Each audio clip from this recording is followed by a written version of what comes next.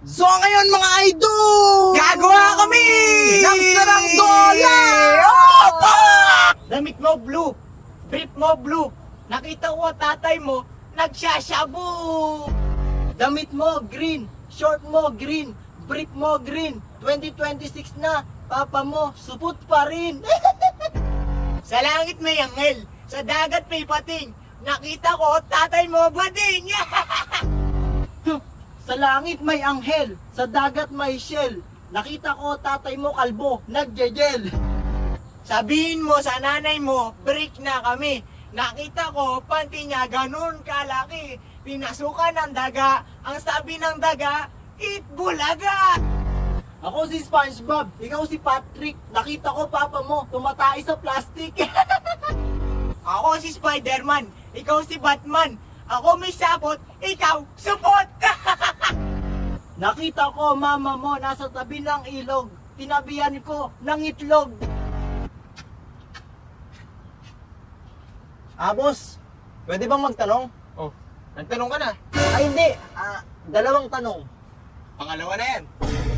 Pwede bang apat na tanong? Nakaapat ka na. Ha? Anong pangapat? Pangatlo pa lang yun eh. Asan yung pangapat dun? No, kakatanong mo lang. Ano ba yung tatanong mo? Boss, naubusan kasi ako ng gas eh. Tanong ko lang kung saan yung malapit na gasolinahan dito. Yung gasolinahan. Kita mo yung daanan na yan. Diretsuin mo lang yan. Tapos may makikita kang arko doon. Doon sa arko na yun, merong kanto. Kumanan ka, kanan. Pagkatapos nun, may makita ka ulit na kanto. Kumaliwa ka. Dumiretso ka, tapos may makikita kang tindahan doon. Doon ka magtanong. Opo, naniniwala po talaga ako sa mga multo. Totoo po talaga sila. Actually, tumataas po yung mga balaybo eh. Kasi naalala ko po nung bata po ako, pumasok po ako sa CR. Tapos, nagulat po ako sa nakita ng dalawa kong mata. May tae pero walang tao. Kaninong tayo yun? Ang sabi po nila kapag napapanaginipan nyo daw po lagi yung isang tao, gabi-gabi, pag lagi nyo po siyang napapanaginipan, ang ibig sabihin daw po nun, tulog po kayo. Alam mo ba yung bahay ng lolo ko? Sobrang laki. Gano'n kalaki? Pumasok ako doon, umaga pa lang. Nakalabas ako doon, gabi na. Ganon siya laki yung bahay ng lolo ko. Sus! Nagkandaligaw-ligaw pa ako doon eh. Gumamit pa ako ng mapa para lang makalabas. Yan lik pala ng bahay ng lolo mo eh. Tch, bakit? Gano'n ba kalaki bahay ng lolo mo? Yung bahay ng lolo ko sobrang laki. Pumasok siya 2015. Hanggang ngayon, di pa rin siya nakakalabas. Uy, yung lolo mo 2015 pumasok sa bahay. 2026 na kayo, hindi pa nakakalabas. Oo! Saan ba nakatira yung lolo mo? Sa bilibid. Ganito ang sasabihin mo sa kausap mo na mabaho ang bibig niya nang hindi siya nasasaktan. Nag-exam kami kanina, nahuling kaklase ko, nangungopya. Binato siya ng tinelas, tapos minalabas. Boy, yung bibig mo amoy makata. Ay, syempre boy, amoy makata talaga yung bibig ko. Syempre, idol ko sa Rizal eh. Kaya pala amoy makata yung bibig mo eh. Amoy makata talaga to boy. At pinagmamalaki ko yan. O di ba? Amoy makata ang bibig niya. Makata in English is poet. Amoy puwet ang bibig niya. Ano ang tawag sa dalawang espiritu na gumagala? Di multo. Uy, galing ah. O, ito naman. Ano naman ang tawag sa tatlong espiritu na gumagala? Di multo pa din. Mali. O sige, ano pala? Di multri. O, ito ah. Ano naman ang kabaliktaran ng kaluluwa? Kaluluwa? Walulo ka. Mali na naman. Ha? O sige, ano? Ang kabaliktaran ng kaluluwa, kalulunok. From ganito, naging ganito. Oo, magbibilad po kami ng pala.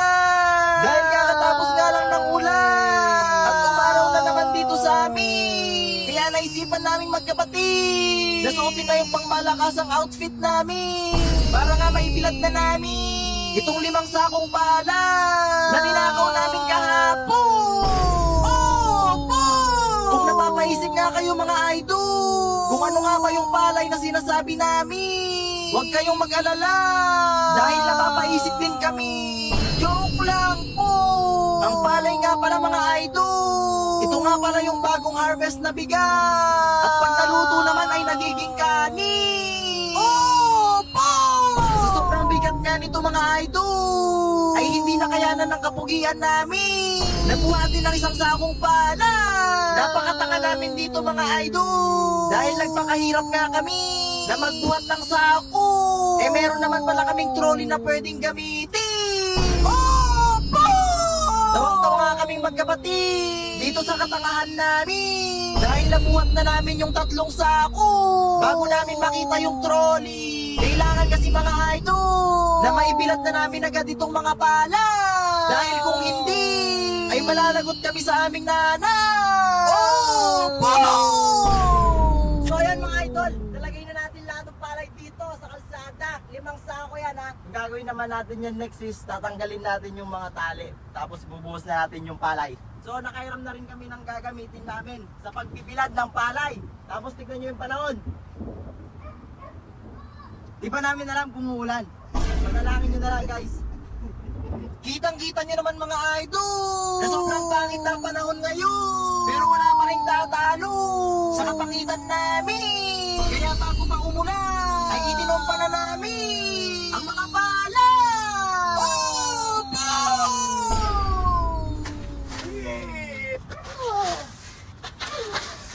At pagtapos nga namin itomba yung mga pala, ay isusunod naman namin itomba ay ang mga kurap dito sa bansa natin. Opo! Ikinalat na nga namin dito mga idol yung mga palay na binuhos namin para agad nga itong matuyo. Papahayaan nga lang namin ito ng ilang oras mga idol para nga mabilag ng maayos. At saka namin ito hahakutin. Ngunit may galit yata sa amin yung panahon dahil 15 minutes pa nga lang yung nakalipas nung binilad namin yung pala ay bigla nang umampo. Opo! Ayan mga idol, tignan nyo yung kalangitan. Wala na! Wala na, finish na. Wala na nga kaming nagawa dito mga idol kundi hakutin yung palay na binilad namin. Dahil kung nababasa nga ito ay mas malaking problema at mas maraming sermo yung aabutin namin kay mama. Buti na lang mga idol ay tinulungan na kami ng mga pinsan namin na hakutin yung pala. So ayan mga idol, habang nag-aakot kami ng palay, Umaraw, Pisti na panahon, umaraw, umuulan. At habang nag-aakot nga kami dito mga idol ay bigla namang umaraw habang umuulan. Kaya wala na lang kami magawa dito kundi ituloy na lang bukas ang pagbibilad namin ng pala. Opo! ito ang pinagkaiba ng gwapo at pangit. Pag gwapo ang nanligaw, sasagutin agad. Pero pag pangit na nanligaw, sorry, study first. Pag gwapo ang uminom, broken hearted yan. Pero pag pangit ang uminom, walang pangarap sa buhay yan. Pag pogi na payat, chick boy yan. Pero pag pangit na payat, adik yan. Pag gwapo ang construction worker, sasabihin nila hardworking yan. Pero pag pangit ang construction worker, sasabihin nila, okay na yan, kaysa magadik ka. Pag gwapo naman ang umakyat sa bundok, sasabihin nila nature lover yan. Pero pag pangit ang umakyat sa bundok, abusayap yan. Pag gwapo naman ang nanlimos, sasabihin nila, uy, bigyan natin si kuya, kawawa naman. Pero pag pangit ang nanlimos, sasabihin nila, uy, huwag niyong bigyan yan, baka pang rugby niya lang. Pag gwapo ang tumabi kay ate, nakakakilig yan. Pero pag pangit ang tumabi, manyakis yan. So ngayon mga idol, Gagawa kami ng saranggola! Opo! From ganito, naging ganito. Oo, gagawa po kami ng saranggola na hindi marunong lumipad. Dahil nga boring na naman kaming magkapatid, ay gumana na naman ang utak namin. Kahit wala namang laman. At sakto nga mga idol, paglabas namin, sobrang lakas nga ng hangin. Kaya naisipan namin na gumawa at magpalipad ng saranggola. Opo! Dahil nung mga bata pa nga kami, sa 10 saranggolang ginawa namin, 11 ang hindi lumipad. Kaya ngayong araw mga idol, ay nag-research talaga kami para magawa nga namin ang perfect na saranggola. At sisiguraduhin namin na ito ay lilipad. Kaya kumuha na kami ng walis tingting. Dahil ito nga ang magsisilbi na frame ng saranggola.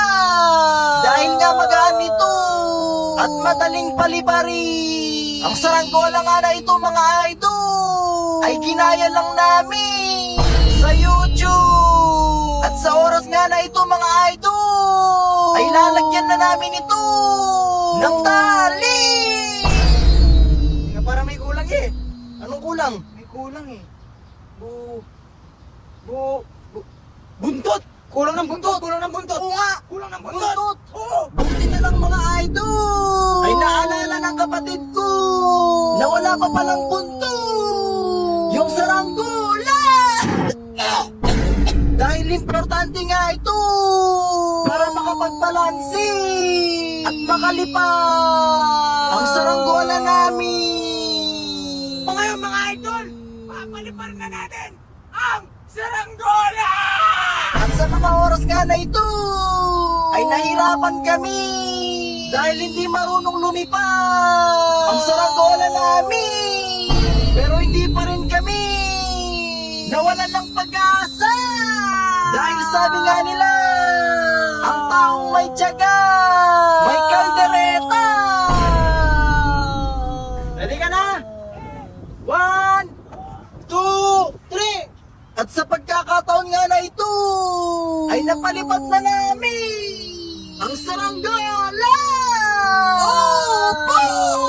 Tuwang-tuwa nga kami dito dahil sa unang pagkakataon nga ay nakapagpalipad kami ng saranggolang gawa namin. Kaya agad na namin ito itinali sa gitna ng bukid at iniwan. Uwi na mga idol, uwi na kami! Kaya na niya yung sarili niya! At pag-uwi nga namin mga idol ay naupo na lang kami at pinagmasdan ang saranggola namin. Oh!